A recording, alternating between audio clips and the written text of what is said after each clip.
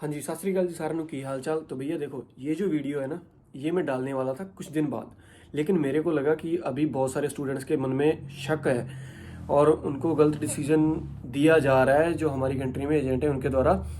तो मेरे को लगा कि ये वीडियो अब डाल देनी चाहिए, मतलब सबसे पहले मैं यही डाल रहा हूँ, ठीक है। और एक चीज़ मैं बता दूँ, इधर जिनसे मैंने बात करी एजेंट से, उन्होंने बहुत ही अच्छी तरीके से डिफाइन किया, आप आगे वीडियो में देखेंगे। और प्लस एक चीज़ मैं और बता दूं, इधर कोई भी एजेंट आपको गलत राय दे नहीं सकता, यानी कि कोई भी गलत एडवाइस नहीं दे सकता है, क्योंकि इधर उनके पास लाइसेंस होता है। बिना लाइसेंस के आप इधर इमिग्रेशन एजेंट का काम नहीं कर सकते हो। और अगर कोई रिपोर्ट कर देता है कि हाँ ये बंदे ने हमें गलत राय दी और इससे हमें ये नुकसान हुआ है, तो उनका लाइसेंस भी कैंसिल हो जाता है। तो इसलिए इस चीज़ को दिमाग में घुसा लेना कि कोई भी इधर जो एजेंट होते हैं वो जेन्युइन होते हैं, वो गलत राय नहीं देंगे। तो इसीलिए मैंने उनसे पूछा था कि वीडियो बनाने के लिए।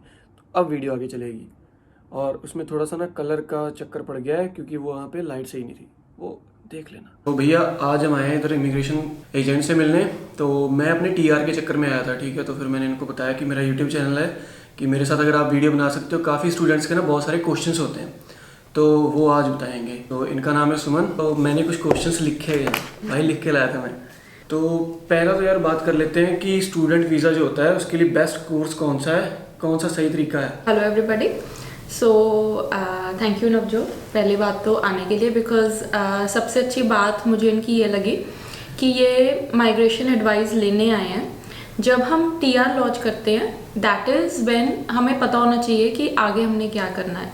अब ये तो है नहीं है कि टीआर आपकी फिनिश हो जाएगी आप तब प्लान करोगे, प्लानिंग तो आप अभी करोगे। So Navjot, first of all you are doing the right thing. So यही मैं सब इंटरनेशनल स्टूडेंट्स को बोलती हूँ कि प्लीज़ प्लान अहेड, ताकि आपके वो सिचुएशन ना हो कि वीज़ा एक्सपायर होने वाला है and you don't know what's happening with your PR pathway. हाँ, सो नवजोत, जैसे आपने पूछा रिगार्डिंग द कोर्स कि कौन से कोर्स में आना चाहिए। सो इट्स वेरी इंपॉर्टेंट कि जो भी आप कोर्स चूज़ करो पढ़ने के लिए यहाँ पे ऑस्ट्रेलिया में, it needs to align with your own interest also. क्योंकि अगर आप सोचो कि अब नर्सिंग उसमें है, पीआर लिस्ट में है, तो आप नर्सिंग नहीं ना कर सकते अगर आपका इंटरेस्ट नहीं है। तो it's very much into science and you have to have interest in this area also. जो ऑक्यूपेशन लिस्ट है ऑस्ट्रेलिया की, वो तो बार बार चेंज होती रहती है। Every year they bring up a new occupation list. So आप ऑक्यूपेशन लिस्ट को इतना मत देखो, थोड़ा बहुत उसको भी देखो, of course have to be close to the occupation list, but आप उसके साथ साथ अपने इंटरेस्ट को देखो। For example, I think Navjot, you are doing IT because you were from IT background. पहले भी आपने बैचलर भी आईटी में किया है, मास्टर्स भी आईटी में किया। IT is very good. वैसे सब बोलते हैं कि बड़ी कंपेटिटिव है, बट अगर आपके पास यहाँ पे जॉब आपको मिल जाती है टीआर पे, आई थिंक नवजोत का भी गोल यही होगा कि टीआर लेके वो अपना कुछ वर्क एक्सपीरियंस लेंगे। फिर मेरे को कोई प्रॉब्लम नहीं लग रही कि नवजोत का जो प्लान है फ्यूचर का, I think it will be all set. So it's very important कि आप कोर्स अपने इंटरेस्ट के हिसाब से चूज करें।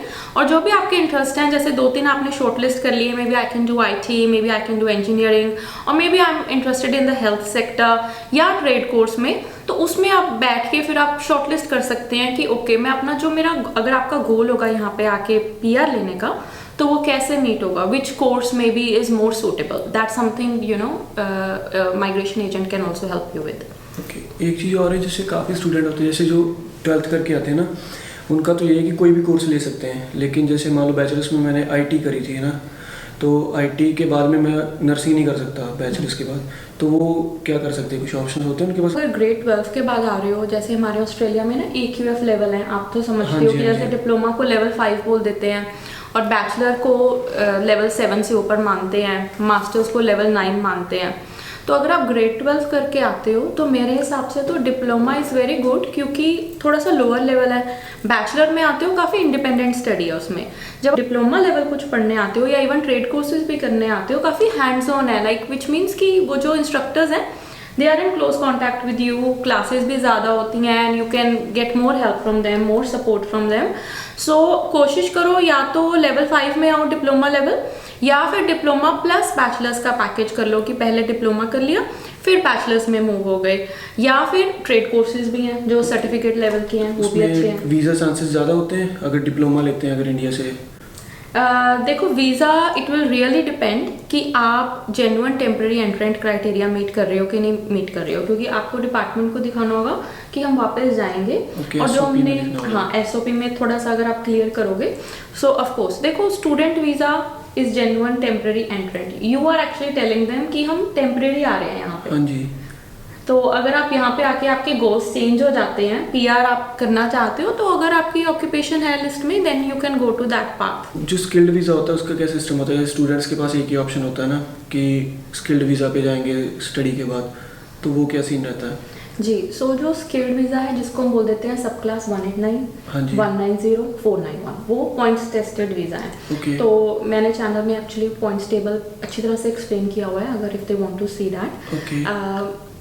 उसमें ये है कि जो भी हमारे यहाँ इंटरनेशनल स्टूडेंट्स आते हैं, अगर बाद में वो अपना माइंड चेंज करते हैं कि अब तो हमें पीआर लेनी है, we really like the country, we want to actually stay here long term, तो उनके लिए स्किल्ड माइग्रेशन ही पाथवे है। Okay. क्योंकि ये पॉइंट्स टेस्टेड है और इसमें कोई इतना ज़्यादा वर्क एक्सपीरियंस नहीं चाहिए होता। अगर हम कोई और वीज़ा की तरफ जाते हैं, जैसे स्पॉन्सरशिप वीज़ा है, 482 वीज़ा है, या कोई भी और स्पॉन्सरशिप वीज़ा है, minimum requirement is 2 years work experience. Okay, तो इसमें नहीं है वो हम लोग इंडिया से भी डाल सकते हैं जो स्किल्ड वीज़ा जो होता है? वो इट्स नॉट लोकेशन बेस्ड। अगर आपके हाई पॉइंट्स हैं, Okay. कई बार स्टेट्स की अपनी रिक्वायरमेंट होती है, if you meet that also you can launch. अभी ऑफशोर थोड़ा सा बंद है as you know, Okay. But in usual circumstances that is something you can launch from offshore also, provided Okay. कि आपके पॉइंट ज़्यादा हैं। पर यूजुअली क्या होता है, states they prefer people who are already here. जैसे किसी स्टेट में आपने पढ़ाई की है तो उनका स्पेशल एक ऑप्शन होती है उनके इंटरनेशनल स्टूडेंट्स के लिए। Okay.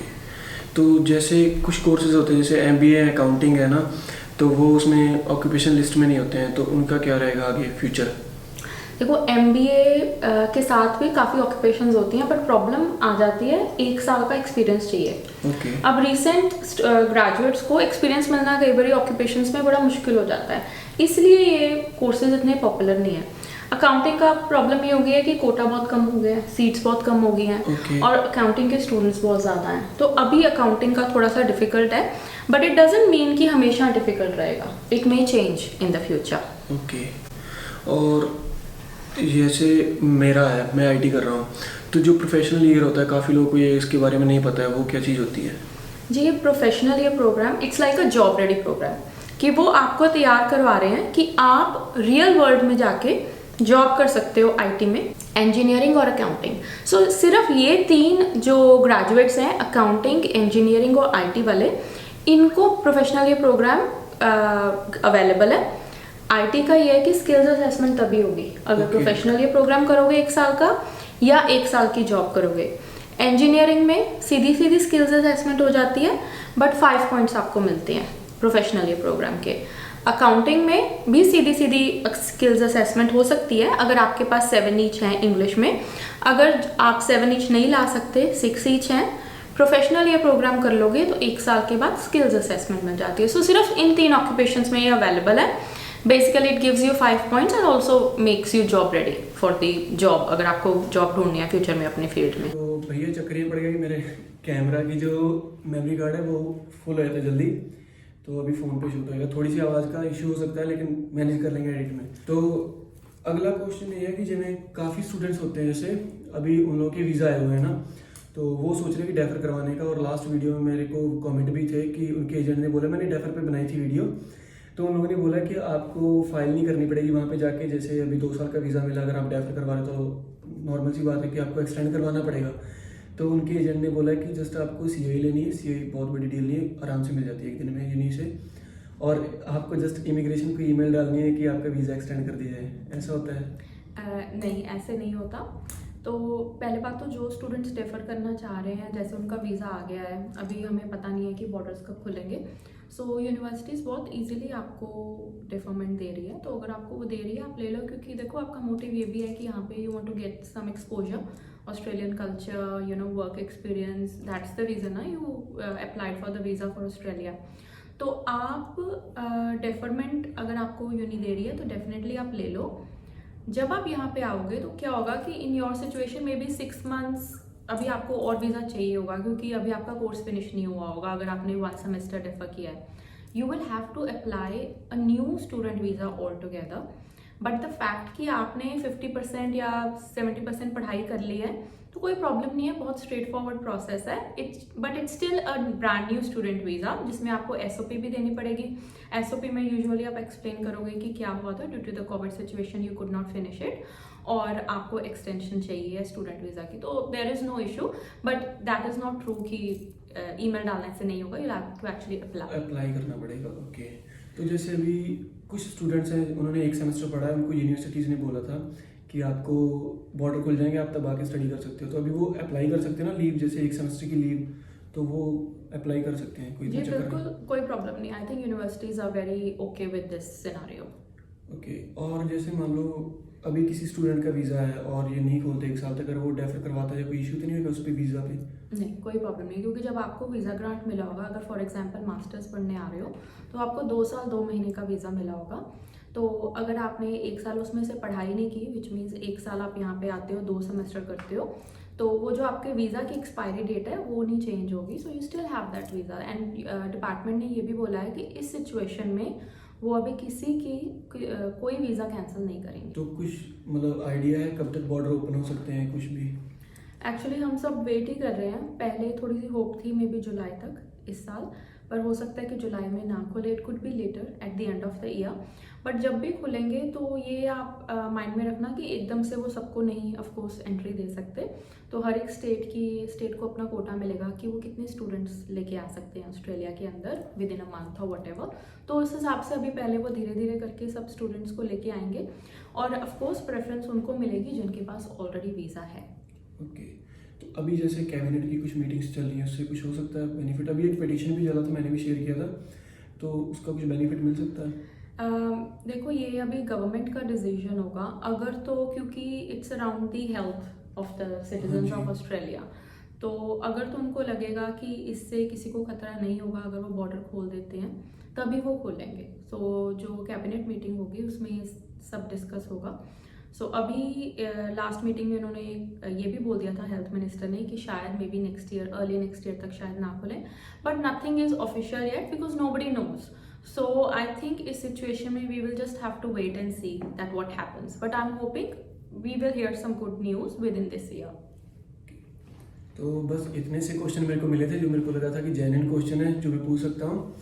बस इतनी सी वीडियो, बाकी डिस्क्रिप्शन में लिंक मैं डाल दूंगा इनके चैनल का, वहाँ पे बहुत सारा कंटेंट है। उम्मीद करते हैं आपको वीडियो अच्छी लगी होगी। मिलते हैं नेक्स्ट वीडियो में, तब तक के लिए बाय बाय, अपना ख्याल रखें।